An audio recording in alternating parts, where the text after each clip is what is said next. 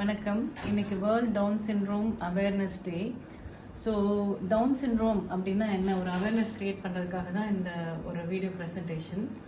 So Down syndrome babies வந்து இப்படி தான் இருக்கும். இவங்களுக்கு என்னென்ன பிரச்சனைகள் இருக்கலாம் அப்படிங்கிறதுக்கு ஒரு இதில் அவங்களுக்கு வந்து காதுகள் அப்நார்மலாக இருக்கும், கண் ரொம்ப கேப் விட்டு இருக்கும், மூக்கு எலும்பு ஒரு சப்பையாக இருக்கும், மூக்கு எலும்பே உருவாகாது.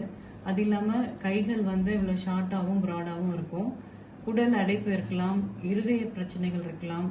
ஸோ இவ்வளோ பிரச்சனைகள் வந்து ஒரு டவுன் சிண்ட்ரோம் பேபிக்கு இருக்கிறதுக்கு வாய்ப்பு இருக்குது.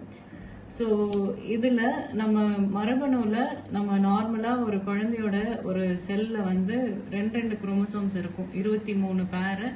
அதில் ஒன்று அம்மாவோடது, ஒன்று அப்பாவோடது. இதில் 21வது குரோமோசோமில் 2க்கு பதிலாக 3 இருக்கிறனால தான் இந்த டவுன் சிண்ட்ரோங்கிற ப்ராப்ளம்ஸ் வருது. ஸோ இதை நம்ம எப்படி கண்டுபிடிக்கலாம்?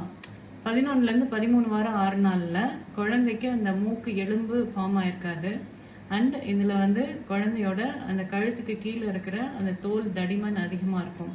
ஸோ இது வந்து ஸ்கேனில் நம்ம கண்டுபிடிக்க முடியும்.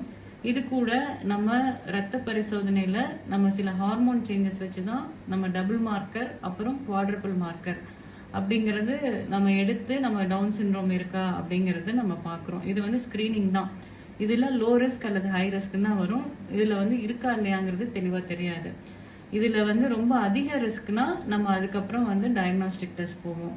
அது இல்லாமல் இப்போ வந்து நான் இன்வேசிவ் ப்ரீநேட்டல் டெஸ்டிங் சொல்லி குழந்தையோட குரோமோசோம்ஸ் அது வந்து அம்மாவோட பிளட்ல கலக்குது. அதனால அந்த அம்மாவோட பிளட்ல இருந்து குழந்தையோட குரோமோசோம்ஸ், இதுதான் ஃபீட்டல் டிஎன்ஏ, இது அம்மாவோட குரோமோசோம், இது தனியாக செப்பரேட் பண்ணி இதில் அந்த மாதிரி ப்ராப்ளம் இருக்கா அப்படிங்கிறது நம்மளால கண்டுபிடிக்க இயலும்.